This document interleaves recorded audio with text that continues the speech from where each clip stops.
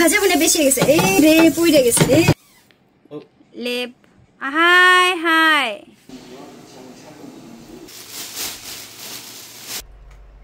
Hello সবাই কেমন আছেন আমি কল্পনা সাউথ কোরিয়া থেকে আজকের ভিডিওতে থাকবে লেপ ধুইতে গেছে আপনাদের দুলাভাই আর জিও তো ওরা জিও ভিডিও করছে কিন্তু উল্টা পাল্টা কইরা মোবাইল ধরছে তারপরে আমি একটু শুটকি মাছ ভাজা করছিলাম সেই শুটকি মাছ পুড়ে গেছে এই যে লেপ দেখতেছেন এই লেপ আর এই যে একটা কভার এইটাও এখন যাবে এই লেপ ওয়াশ করতে ওয়াশিং মেশিনে যেখান থেকে কোরিয়ার ওয়াশিং মেশিনে লেপ কম্বল ওয়াশ করা যায় ওইখানে যাবে আমি যাব না জিও আর ও যাবে আমি জানি না বাকি আমি বলছি তোমরা বাকিটুকু একটু ভিডিও করে নিয়ে আসো হ্যাঁ অনেক বড় ওকে জোয়া অনেক বড় একটা লেপ হাই হাই জোরে টান দিছে বুঝছেন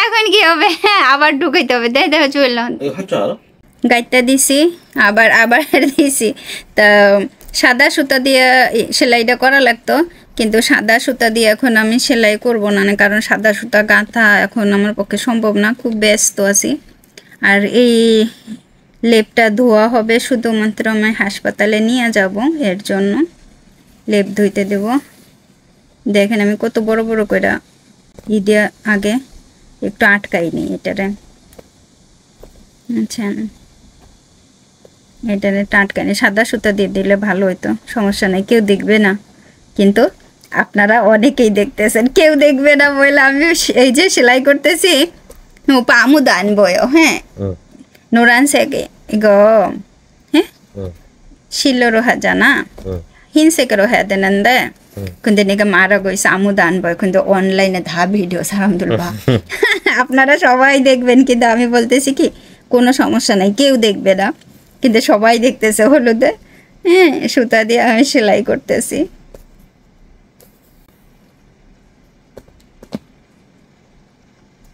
এইটা একেবারে আটকাই দেব যেন আর বের হইতে না পারে এই ই হয়ে গেলে চেন খুলে গেলে এভাবে ঠিক করা যায় কোনো ব্যাপার না যে দিলাম সেলাই করা দেখছেন আমি আছি হ্যাঁ আমি আছি বিধায় যে সেলাই করে দিলে কত উপকার আর এই পাশে আমি অনেক কাপড় চাপড় লেপ ঠেপ যে কাতা ধুইয়া রাখছি গুছাবো জিও আসবে কি আসবে না লজ্জা পাইতাছে আপনাদের জিও অনেক লজ্জা পায় ওই দেখেন ক্যালেন্ডারের একটা পাতা আমি ছিঁড়া রাখছি কেমন বেঁকে গেছে ওরে বাতাস গতকালকে ওরা এগুলো ম্যাগনেটগুলো সব নিচে পড়ে গেছে এই যে এইভাবে নিয়ে যাবে তারপরে এগুলো ধুবে ওরা যতটুকু পারবে ভিডিও করবে আমি বলছি দেখি কই করে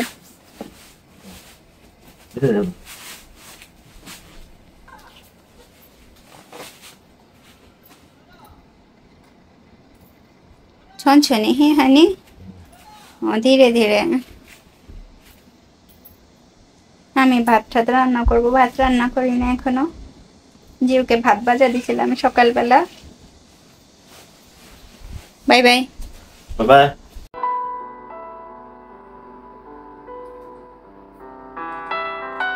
এই ওয়াশিং মেশিনগুলোতে আপনি কাপড় চোপড় ধুইতে পারবেন লেপ ধুইতে পারবেন এবং এটা 24 ঘন্টাই খোলা থাকে সমস্ত একেবারে ফুললি ওপেন একটা ঘর আর এইখানে আপনি মানে কত কেজি করতে পারবেন এখানে লেখা আছে দেখেন 27 তারপরে 34 কেজি মানে যেটা যেরকম হয় এখন এর ভেতরে আপনি যে কোনো জিনিসই আপনি কাপড় চোপড় ধুইতে পারবেন ধোয়ার পরে সেই কাপড় চোপড় আবার পাশেই আরও অন্যান্য ওয়াশিং মেশিন আছে যেগুলোতে আপনি শুকাইতে পারবেন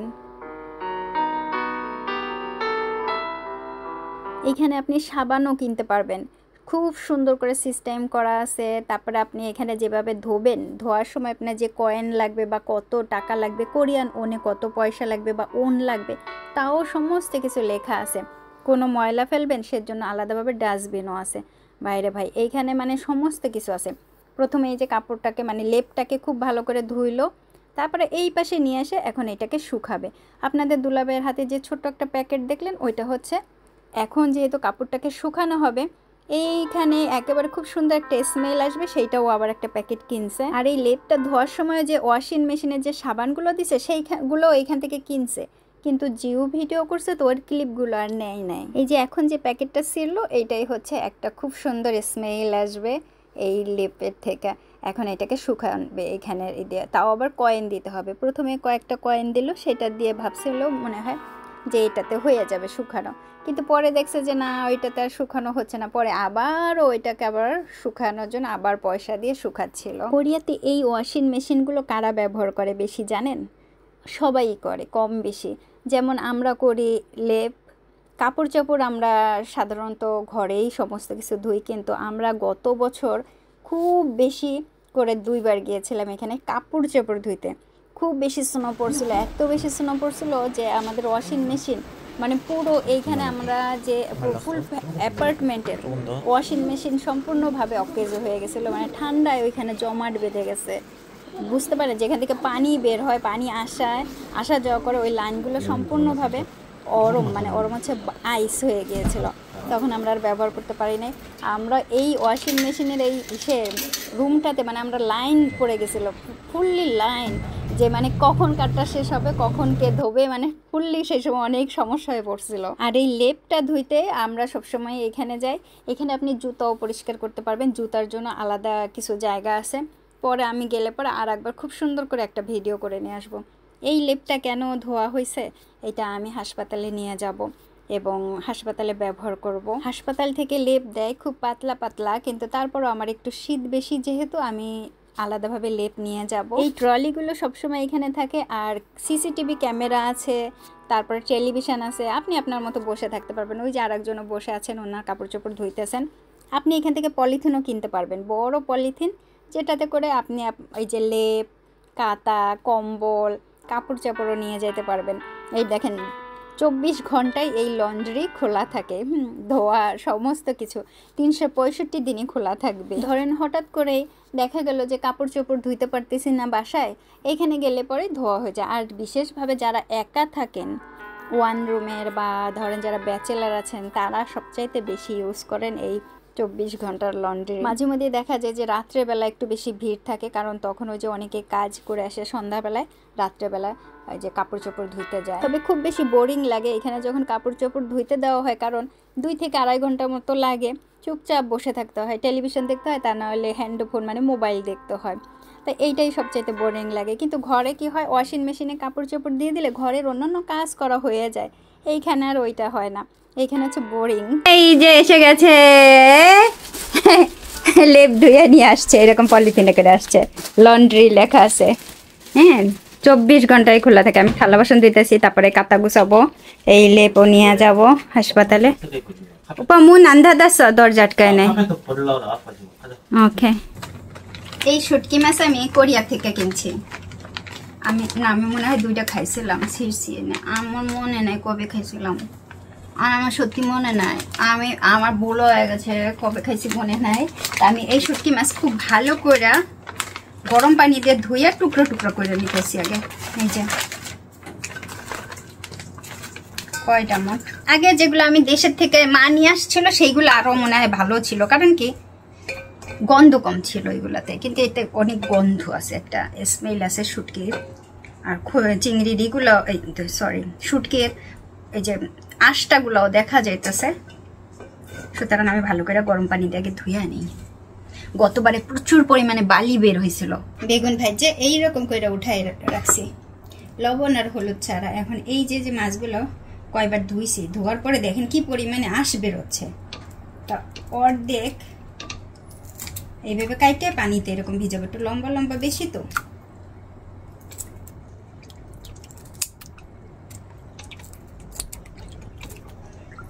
আমি জানি না শুটকি মাছ কিভাবে পরিষ্কার করেন অনেকেই, তা আমি না এই শুটকি মাছের দেখেন বিশ্বাস করবেন কিনা জানি না, এই যে পেটের অংশটা, এই অংশটা দেখলে বুঝি কি প্রচুর পরিমাণে বালি থাকে।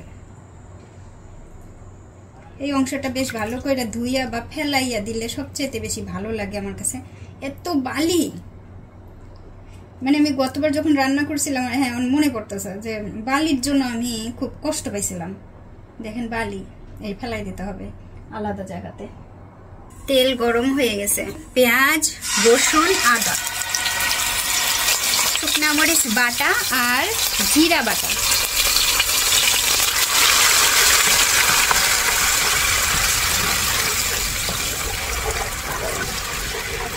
এটা ভালো করে আগে ভাজা নিই মশলাটাকে।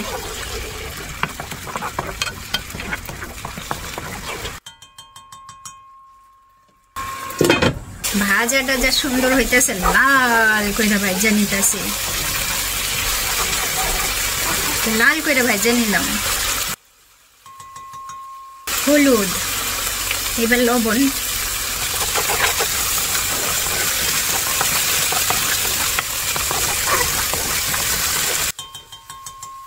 কি সুন্দর কইরা এই যে ধুইছি, বাইরে বাইরে কতবার যে ধুইছি ভাই, লিয়াত্তা নাই বালির লেগে। হ্যাঁ প্রচুর ধুইছি।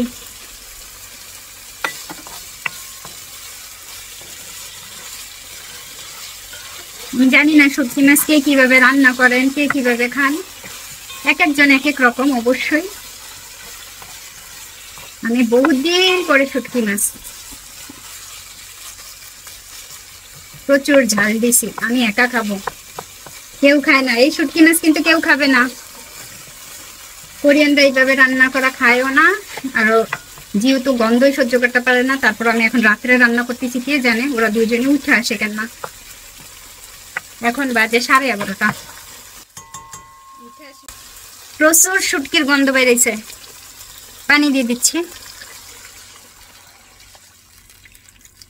জিউ খুব অপছন্দ করে শুটকির গন্ধ, তারপরও আমি রাত্রে রান্না করতেছি। কি জানি কি হয়, কি জানি কি হয়।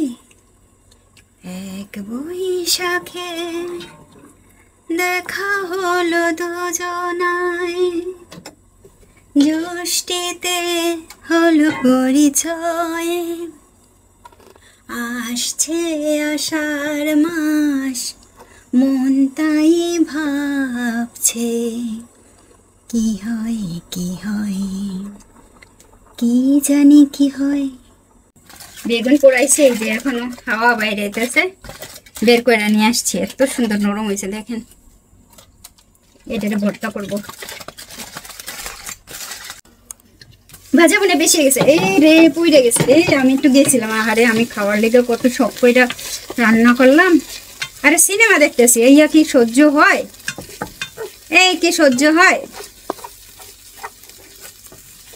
গন্ধ পাই আসছি, জাল জাল বন্ধ বন্ধ। আহারে কইলা আজকে কি করলো, সিনেমা দেখতেছে। আরে ভাই একটা নতুন সিনেমা আসছে কোরিয়ান।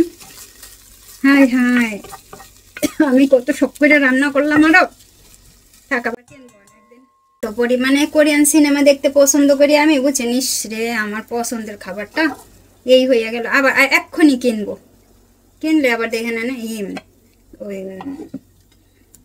কি জানো ডেলিভারি চার্জ দেয়, বুঝছেন? যাই কিনবো একটা কিনলেও ডেলিভারি চার্জ দেয় এরা, এমন করে বেশ অনেকগুলো কিনতে হয় একসাথে। যে শুটকি মাছ খাবারের রিভিউ না দিলে আবার বলবেন না যে আপু পড়ছে কতটুকু, কেমন খেয়েছে। কালারটা কিন্তু আমার কি সিনেমা দেখার পাগল আমি, বুঝছেন? Korean cinema. আমি কি দেশে থাকতে কখনো কোরিয়ান সিনেমা দেখছি? না, কোরিয়ান সিনেমা দেখি নাই। তবে জাপানিজ একটা সিনেমা দেখছিলাম, কি যেন একটা নাম ছিল।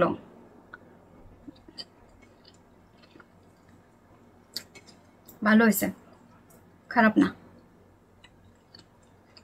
কেন খারাপ না? পড়ে গেছে তো, এর জন্য মশলার স্বাদটা পুরোপুরি আসতেছে না। কিন্তু কেমন হয়েছে, ভাজা ভাজা, এটাও একটা স্বাদ। ভাজা প্রচুর ভাজা হইলে পরে একটা স্বাদ আছে না, সেই রকম। একেবারে বেশি পড়ে নাই, দেখেন লাল লাল হয়েছে। এটা সেই পোড়া না।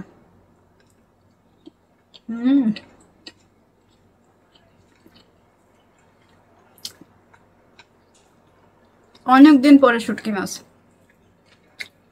মানুষ কত উপরে পাঠায়, আমার কেউ কিছু বানায় না, না খাবার জিনিস না কোনো কিছু। অথচ মানুষের খাবার পাঠায়, মাছ পাঠায়, মাংস পাঠায়, ড্রেস পাঠায়। দর্শন করলাম। আমি ঠিক মতো কথাই কইতে পারি না, তো আমার পা ডাবে। আসেন আমি বসে বসে এখন খাই, আপনারা সবাই ভালো থাকেন। আজকের খাবারটা কিন্তু জোশ, হ্যাভি জোশ। বাই বাই দিয়েও আমি কথা বলতেছি।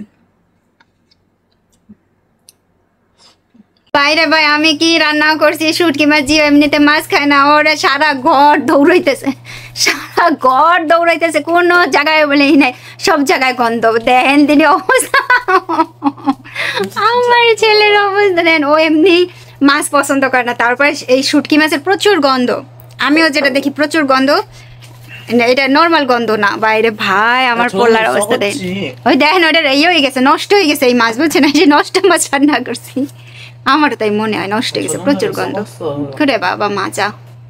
আমি ওকে ওর কথায় সাই দিই, নষ্ট হয়ে গেছে, হ্যাঁ গন্ধ নষ্ট মাছ, সেই মাছের না রান্না করছি আমি। আমার বাবা আমার ওষুধ এটা, আমার বাবা বেগো ফাঁসান যাচ্ছ, ওর যতই খিদা লাগুক না কেন এখন কিচ্ছু খাবে না এই গন্ধে, সারা ঘর গন্ধ। বাবু আমার লক্ষ্মী বেবিটা।